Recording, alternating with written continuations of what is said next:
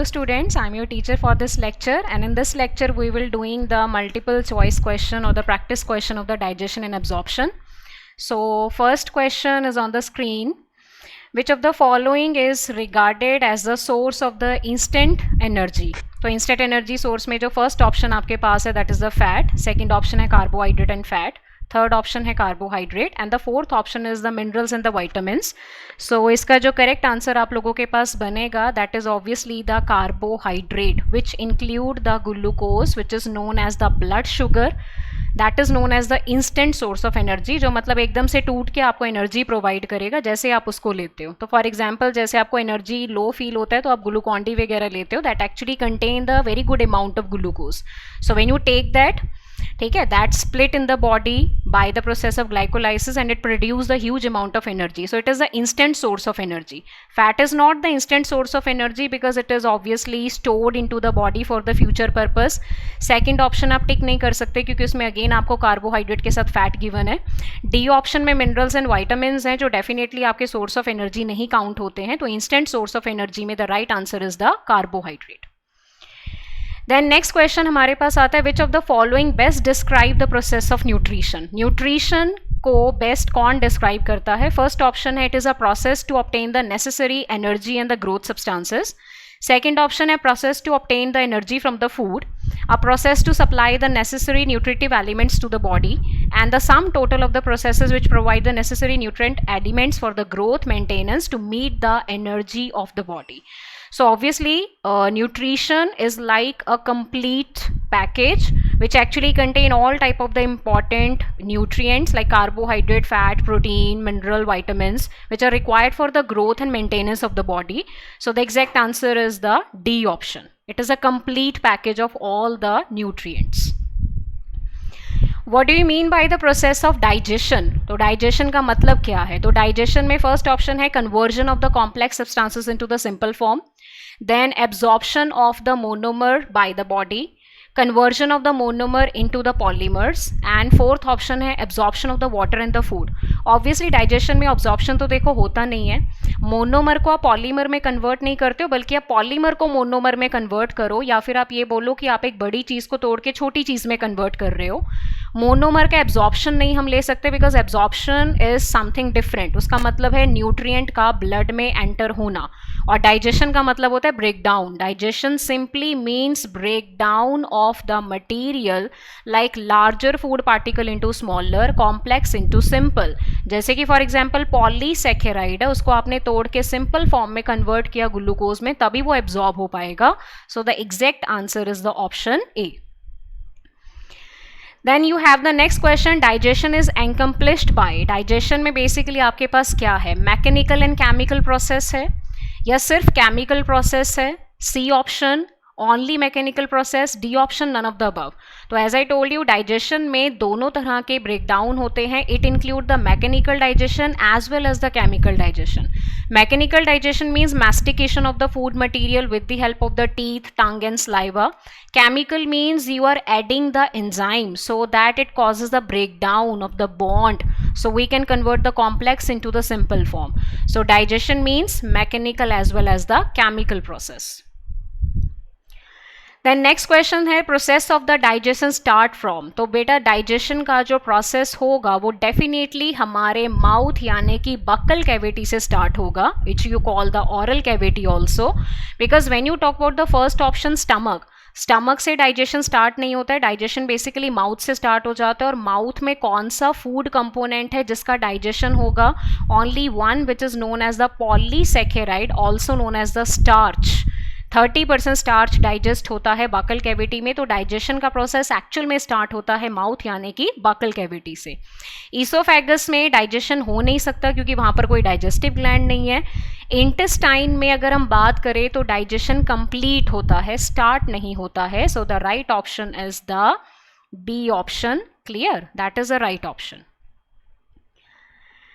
Then the type of the dentation which is found in case of the human being. तो human में कौन से type की dentition आपको मिलती है? पहला ऑप्शन है polyphyodont and thecodont. Now when you look at the first option there is a word polyphyodont, means you have multiple set of teeth. Teeth टूट रहे हैं, बार बार रिप्लेस हो रहे हैं. ह्यूमंस में ऐसा नहीं होता, तो cut the first option. Second है diphyodont and thecodont, that is the correct option कि हमारे में दो सेट आते हैं, one is called the temporary teeth जो शेड हो जाते हैं which then replace by the permanent teeth, clear. Then we have the thecodont dentition, जिसका मतलब है कि teeth are deeply embedded into the jaw socket, superficial नहीं ना आपके दांत, ऐसे नहीं कैसे पकड़ा और निकाल दिया, they are deeply embedded in the jaw socket. So the correct set जो हमारे केस में अप्लाई होगा वो है डाइफायोडोंट एंड थिकोडोंट, क्योंकि सी ऑप्शन अगर आप देखो तो उसमें डाइफायोडोंट के साथ बेटा एक्रोडोंट लिखा है, सुपरफिशियल नहीं है आपके दांत डीपली इम्बेडेड हैं।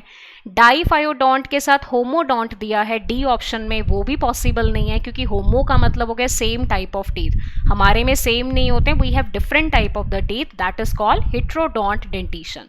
सो the right option will be the B option. Then what is the befitting definition of the dental formula?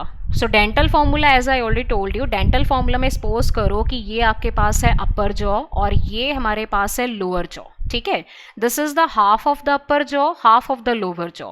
So what is the arrangement of the teeth in the one half of the upper jaw and in the one half of the lower jaw? That is exactly the dental formula.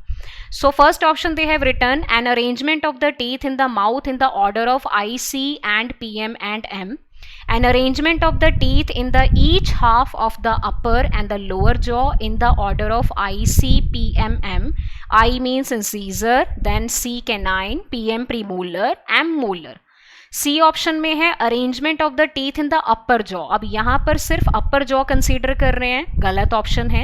And arrangement of the teeth in the lower jaw, सिर्फ lower jaw है, ये भी गलत है because आपको पता है कि अरेंजमेंट टीथ का हम बताएंगे in both half of the upper as well as the lower jaw. So the exact definition of the dental formula is B, that is the arrangement of the teeth in each half of the upper and the lower jaw in the order of I, C, P, M and M. तो जैसे adult के case में हम लिखते हैं 2 1 2 3 over 2 1 2 3, this is the arrangement in the upper half, arrangement in the lower half, दूसरे दोनों half में भी same arrangement, so total number is equal to 32. So B is the right option for the given question. Question next है what is the dental formula of the human being? Human being का dental formula क्या है? तो human beings मतलब अगर human beings लिखा है तो इट इज़ ऑब्वियस कि वो एडल्ट की बात कर रहे हैं, तो ऑब्वियसली हमारे केस में जो करेक्ट फॉर्मूला है वो हमारे पास आता है 2 1 2 3 over 2 1 2 3, that is a first option. दो जो हैं वो इंसीजर हैं, 1 कैनाइन हैं, 2 प्रीमोलर्स हैं, 3 आपके पास मोलर हैं। So that is the arrangement of the teeth in the one half of the upper jaw, clear, and in the other half of the lower jaw. Because अगर आप remaining option यहाँ पर check करो बेटा तो remaining option में B में lower half में 2 2 1 3 है, that is completely wrong. C is again wrong, D is again wrong. So the right answer for the dental formula is A option. Then आपके पास है given diagram depict the heterodont dentition and its thicodont arrangement. Find the correct labeling for the AD from the given option. So obviously when we are starting from the first D, this is the first one, आगे की तरफ से it is obviously the incisor, उसके बाद आता है canine, उसके बाद आते हैं premolar और लास्ट में आते हैं molar. So what is the correct option? A is actually the molar, B is actually the premolar, C is the canine and D is the incisor. So B is the right option. How many deciduous teeth are present in case of human? Obviously when we talk about in case of the adult we are having total 32 teeth बेटा। 32 में से जो 12 teeth आपके पास है वो completely monophyodont में आते हैं because they grow only once in their life. And 32 minus 12 करोगे तो 20 टीथ आप लोगों के बचेंगे जो रिप्लेस हो सकते हैं, मतलब वो एक बारी टूट गए तो they can be replaced, they can grow again.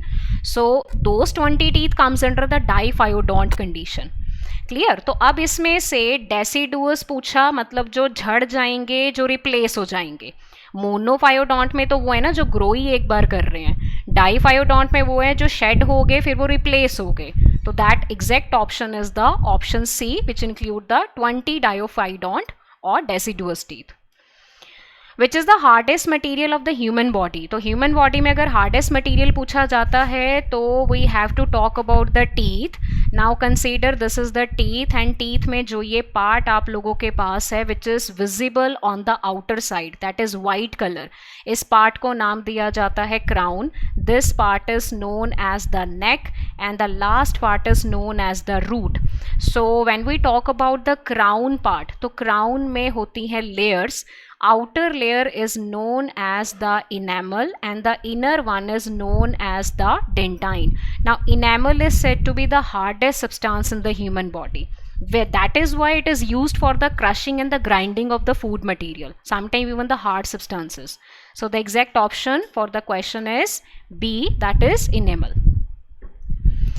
The primary dentition in the human differ from the permanent dentition not having one of the following type of the teeth. When they are talking about the primary dentition, means they are talking about the milk teeth. It is very clear they are talking about the milk teeth because that is a primary dentition. Differ from the permanent. Permanent means जो adult teeth माने जाते हैं. तो milk teeth permanent से कैसे different है? वो ऐसे डिफरेंट है कि अगर आप मिल्क टीथ का डेंटल फॉर्मूला देखो तो 2102 है, अगर आप एडल्ट के केस में देखो तो 2123 है. So this is for the milk teeth, this is for the adult. When you compare both the formula it is very clear. बेटा जीरो देखो, वहाँ पे जीरो का फर्क पड़ रहा है. Zero actually means premolars are absent in case of milk teeth जो कि परमानेंट में फुली डेवलप है. तो the right option is said to be the B option, that is the premolars. Frenulum. तो frenulum is basically a fold. When you talk about the in case of the human tongue, तो human tongue को अगर आप ऐसे उठाते हो तो जो उसका बेस है वो आपकी बकल कैविटी के फ्लोर से अटैच है. तो टंग जो है वो फ्लोर से अटैच होती है by a fold. That fold is called the lingual frenulum. ठीक है. So it is the fold by which the tongue is attach to the floor of the oral cavity और you can say the buccal cavity. Small projection found on the upper surface of the tongue. Tongue के बेटा upper surface पे जो छोटी छोटी projections आपको मिलती हैं, चाहे वो टंग के सेंटर में है, चाहे वो टंग के लेटरल मार्जिन्स में है, चाहे वो सल्कस टर्मिनालिस के अराउंड है, इन प्रोजेक्शन को कॉमनली क्या नाम दिया जाता है? Obviously the projections are basically called the papillae. Papillae projection को बोला जाता है. प्रोजेक्शन के अंदर टेस्ट बड्स प्रेजेंट होती हैं. ठीक है. So these projections are called papillae. Which one serve as a passage for the both food and air? जिसमें खाना और हवा दोनों जाएंगे. That is obviously the pharynx. Pharynx is the common chamber for the food and air. When we talk about the larynx, larynx is the sound box. So it is not related with the food or air. Gullet is an opening जिसके through pharynx communicate करता है wind pipe से. Glottis is the opening जो है between the pharynx and the food pipe. So common passage पूछा है वो फैरिंग्स है which is the common chamber for food and air. जो खाना निगलोगे वो भी फैरिंग्स में जाएगा, जो हवा इनहेल करोगे वो भी फाइनली कहाँ जाती है? फैरिंग्स में. Read the following statement regarding the digestive system and select the correct statement. Oesophagus passes through the neck, thorax and diaphragm and open into the stomach. बिल्कुल सही. Stomach is located in the upper right. ये बेटा यहाँ पर गलत हो गया, right नहीं है. It is present on the left side of the abdominal cavity, so it is wrong. Stomach, a J-shape organ, is the longest organ of the alimentary canal. Again wrong. Which is the longest? Small intestine. That is 6.25 meter beta. Remember. Cecum, a blind sac, is a part of the small intestine. ये हो गया यहाँ पर गलत. It is a part of the actually large intestine. So what is the correct statement? A is the correct statement. During the intake of the food, what prevent the entry of the food into the glottis? So when you go for the deglutition, you know कि epiglottis जो है वो glottis को cover कर देगा ताकि खाना wind pipe में ना जाए, फूड पाइप में जाए. तो food entry into the glottis is prevented by what? Epiglottis. Epiglottis क्या करता है? एपिग्लॉटिस कवर कर देता है ग्लॉटिस को. और ग्लॉटिस क्या है? It is the opening between the फैरिंग्स and the wind pipe. Clear? Wind pipe और फैरिंग्स के बीच की ओपनिंग है ग्लॉटिस, उसको कवर कर देता है एपिग्लॉटिस ताकि फूड जो है वो विंड पाइप में ना जाए. Opening of the oesophagus into the J shape bag like structure. Oesophagus जब स्टमक में ओपन करता है तो यू शुड रिमेंबर, ऐसा हम एक डायग्राम बनाते हैं. सो this is the opening which is regulated by the sphincter which is muscular in nature, and that sphincter is known as what? It is called cardiac sphincter. And what is the another name for the cardiac sphincter? It is called gastroesophageal sphincter. Gastroesophageal sphincter. What is the another name of the gastroesophageal sphincter? Now that is a very simple question. It is the another name of the cardiac sphincter. किसके बीच में होगा cardiac sphincter? Between the food pipe and the stomach. इन दोनों के बीच में. Stomach located on the upper left portion of the abdominal cavity has three parts. A portion into which the esophagus open dash region and a dash portion which open into the small intestine. Oesophagus जिसमें open करेगा वो basically cardiac part है, ठीक है. Then उसके बाद जो बीच वाला पार्ट आता है वो फंडिक है, और जो पोर्शन स्मॉल इंटेस्टाइन में जाके खुलेगा that is basically the pyloric part, ठीक है. So cardiac, fundic and pyloric. Name that part of the small intestine in which the pyloric region of the stomach is open. जो stomach का pylorus part है वो कहाँ खुलता है? तो स्टमक का जो पाइलोरस पार्ट है वो स्टमक का सबसे टर्मिनल पार्ट है जो ओपन करता है into the first part of the small intestine which is called duodenum. Ileum duodenum आप नहीं दे सकते क्योंकि वो फर्स्ट पार्ट में खुलेगा, एंड फर्स्ट पार्ट कौन सा है हमारे पास? Duodenum. Choose the incorrect statement regarding the human digestive system with reference to a normal person. Human saliva is slightly acidic in nature. ठीक है, बिल्कुल सही है. 6.8 है तो slightly acidic मान के चलो. Human being 4 pair of the salivary glands secrete the saliva. Now that is a incorrect statement because we have total 3 pairs that include parotid, sublingual and submaxilla. 3 pairs, not 4 pair. The quantity of the saliva in adult human male may be 1 to 1.5 liter per day. That is correct. Enzyme amylase present in the saliva is responsible for the breakdown of the starch into the simple sugar. That is also clear. Clear कि buccal cavity में जो mileage है वो 30% starch को simple sugar में तोड़ता है. तो इनकरेक्ट स्टेटमेंट कौन सा बना? B statement. Which enzyme is present in the human saliva. तो ह्यूमन सलाइवा में कौन सा एंजाइम है जो कि स्टार्च का डाइजेशन करेगा? That enzyme is commonly known as the salivary amylase, but it is having another name, that is ptyalin. I already told you ptyalin is the another name for the salivary amylase. So the option is A. Which one is not associated with the secretion of the saliva in case of the human? Human में saliva secretion में कौन अपना contribution नहीं देता है या कौन उससे related नहीं है? पैरोटिड ग्लैंड है, ऑब्वियसली स्लाइवरी ग्लैंड है, स्लाइवा सिक्रेशन करेंगे. सबलिंगुअल ग्लैंड है, अगेन स्लाइवरी ग्लैंड है, स्लाइवा सिक्रेशन करेंगे. जाइमोजेनिक सेल है. जाइमोजेनिक सेल उनको बोला जाता है जो कि सिक्रेट करते हैं प्रो एंजाइम. जैसे कि फॉर एग्जाम्पल स्टमक के केस में अगर हम देखें तो पैप्टिक सेल यानी कि जो चीफ सेल हैं वो जाइमोजेनिक सेल हैं क्योंकि वो सिक्रेट करते हैं proenzyme. Now they are not related with the secretion of the saliva. So the right answer is the सी.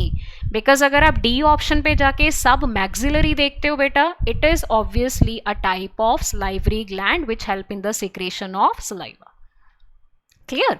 तो पैरोटिड है, सबलिंगुअल है, सब मैक्सिलरी है, तीनों आपके पास आ जाएंगे. 3 pair of the salivary gland. Zymogenec cells are not the part of the salivary gland, so they are not related with the secretion of saliva.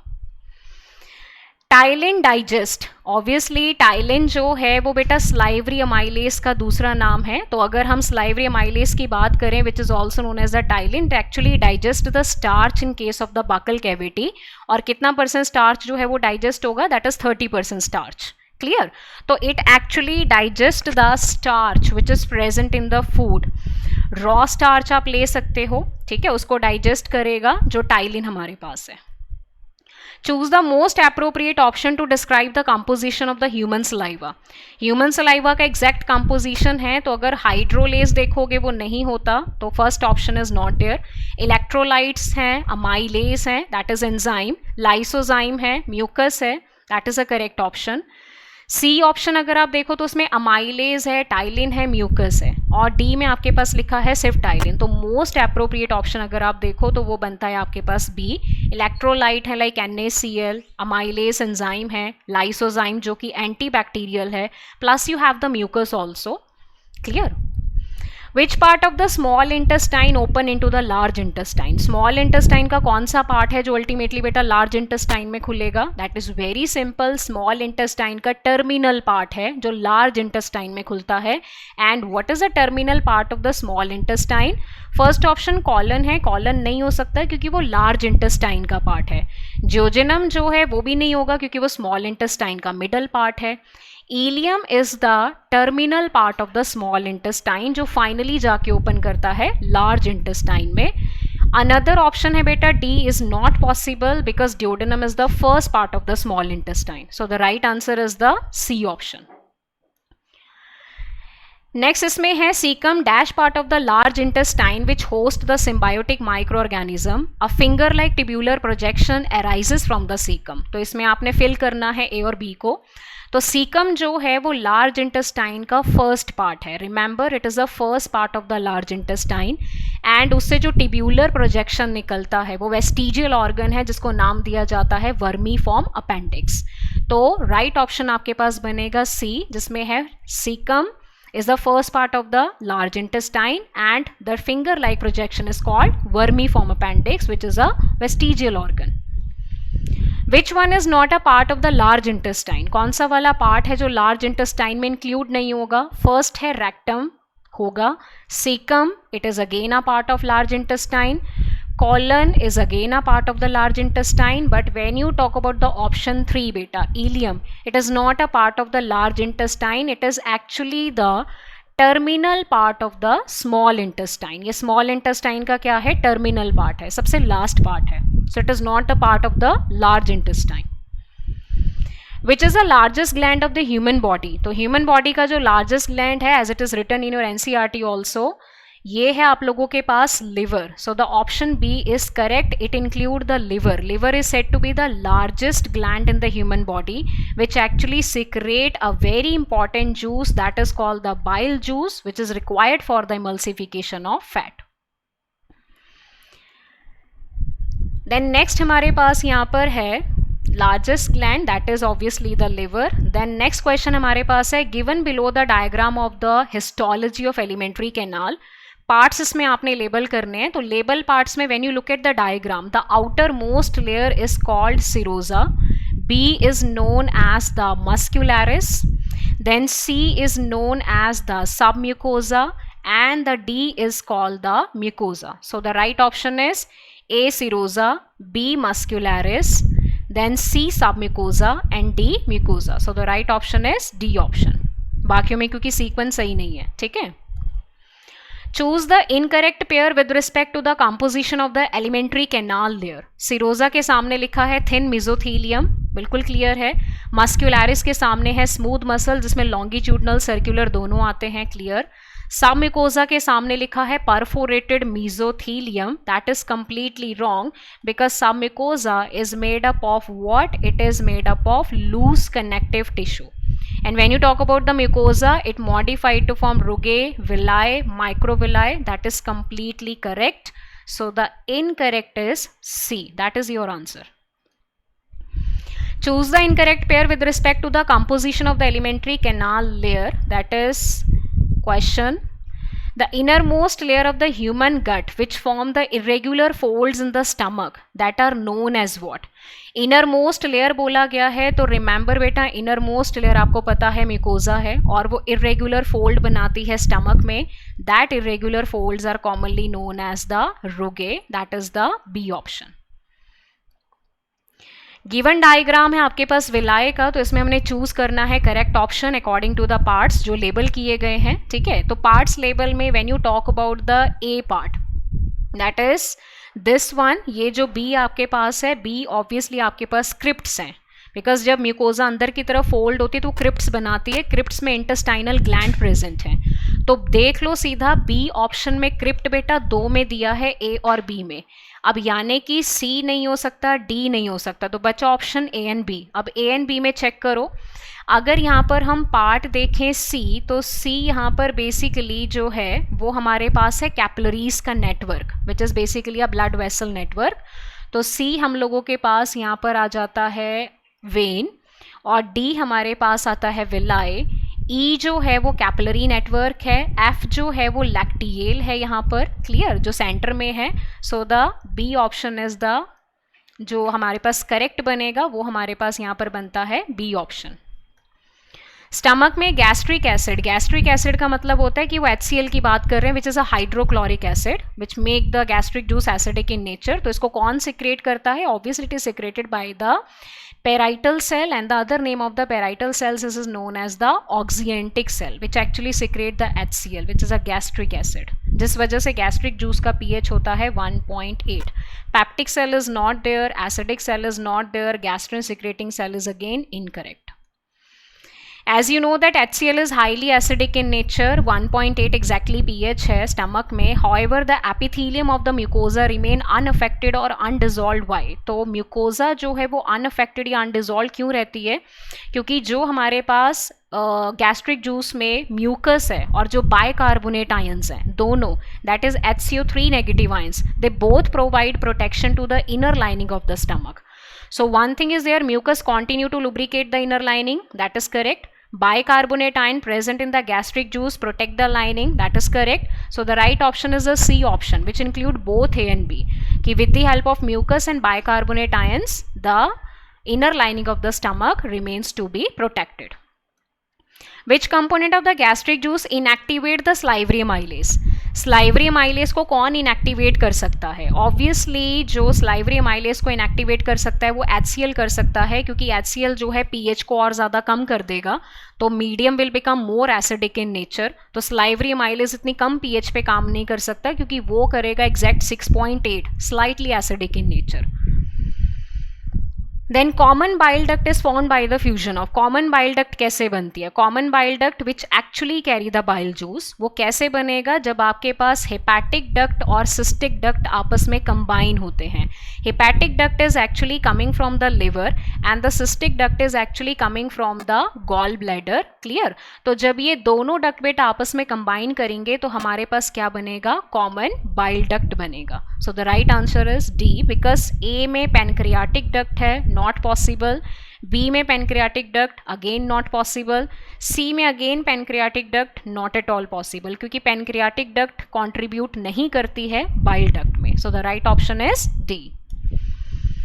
Next question में आपको डायग्राम दिया है. This is basically the arrangement of the liver, gall bladder, pancreas, सबका arrangement है. तो इस arrangement को अगर आप ध्यान से देखो तो इसमें पार्ट्स जो है वो आपने लेबल करने हैं.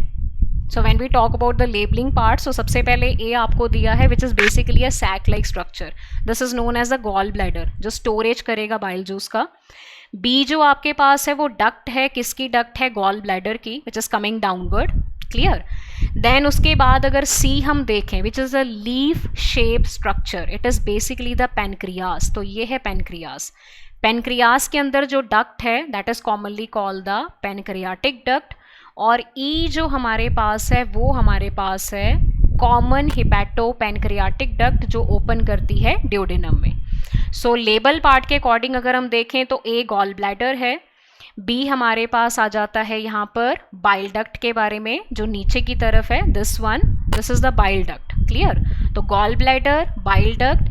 देन सी आपके पास आता है यहाँ पर pancreas. C is basically pancreas. D is the pancreatic duct. ये आपके पास है हिपैटो पैनक्रियाटिक डक्ट, क्लियर. तो अगर इसमें राइट ऑप्शन देखा जाए तो राइट ऑप्शन आपके पास बनता है यहाँ पर डी ऑप्शन. देन नेक्स्ट हमारे पास है which of the following guard the opening of the hepato pancreatic duct into the duodenum. Duodenum में हिपैटो पैनक्रियाटिक डक्ट की जो ओपनिंग है उसको कौन रेगुलेट करता है? तो hepatopancreatic duct is actually carrying the bile juice and the pancreatic juice. When it open into the duodenum, its opening is regulated by a sphincter which is muscular in nature. That sphincter is the sphincter of Oddi after the name of the scientist. क्योंकि अगर आप ileocaecal valve की बात करो तो ये आपको मिलेगा at the junction of ileum and caecum. Pyloric sphincter की बात करो ये आपको तब मिलता है जब स्टमक ओपन करता है ड्यूडेनम में. Semilunar valve is obviously present in case of human heart, not in case of human digestive system. So the right answer is the C option, which include the sphincter of Oddi. Then which of the following statement is correct about the pancreas? Pancreas के लिए कौन सा statement correct माना जाता है? First option है pancreatic juice is secreted by the acinar cells of the endocrine part of pancreas. तो one thing is clear बेटा कि जो endocrine cell है वो juice secrete नहीं करते हैं. It is secreted by the exocrine part. The pH of the pancreatic juice is 6. Again wrong. It is highly alkaline in nature, approximately 8.2 to 8.4. Secretin and CCK hormones are actually inhibit the secretion of the pancreatic juice. ये भी गलत है आपके पास क्योंकि उसकी juice की secretion को promote करते हैं. Pancreatic juice contain trypsinogen, chymotrypsinogen, procarboxypeptidase, nucleus, amylopsin which actually digest the amylase, starch, steapsin जो कि फैट को डाइजेस्ट करेगा. तो डेफिनेटली ये सारे एंजाइम आपको पैनक्रियाटिक जूस में मिलेंगे. So D is said to be the right option. What is the composition of the bile? Bile का composition बताना है तो फर्स्ट ऑप्शन आपके पास लिखा है bile pigment and the bile salt. होता है दोनों होंगे. bile pigment 2 होते हैं, bile salt होते हैं 3 तरह के. सेकेंड ऑप्शन है bile pigment and cholesterol. ठीक है. थर्ड ऑप्शन आपके पास है कोलेस्ट्रॉल एंड फॉस्फोलिपिड और डी ऑप्शन आपके पास है all of the above. So the exact option for the question of this is D because bile juice में बाइल पिगमेंट भी होंगे जिसमें कि बिलीवर्डिन, बिलीरुबिन है.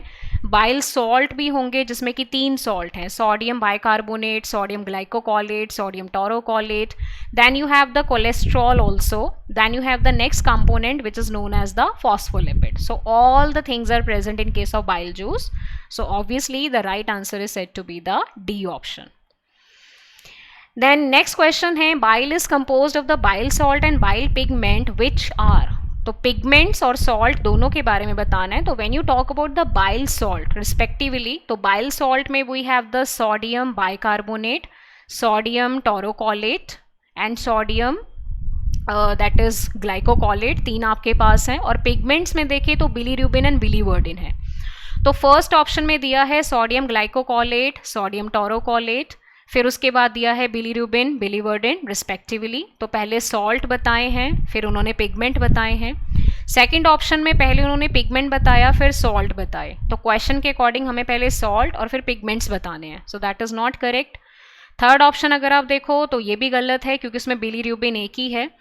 फोर्थ ऑप्शन अगर आप देखोगे तो वो भी गलत है क्योंकि उसमें एक पिगमेंट इंक्लूड है. They have included biliverdin. So the exact option जिसमें प्रॉपर सॉल्ट भी इंक्लूड है, पिगमेंट्स भी इंक्लूड है सीक्वेंस में, that is the A option which include the sodium glycocholate, sodium taurocholate, biliverdin and bilirubin respectively, which are the main composition of the bile salt and the bile pigments. Clear. तो ये हो गए आपके question यहाँ पर discussion regarding the digestion and absorption. So that's all for this lecture. In the next lecture we will discuss the topic breathing and exchange of gases. Thank you and bye bye. Hope you are enjoying the benefits of our lecture. Thank you so much.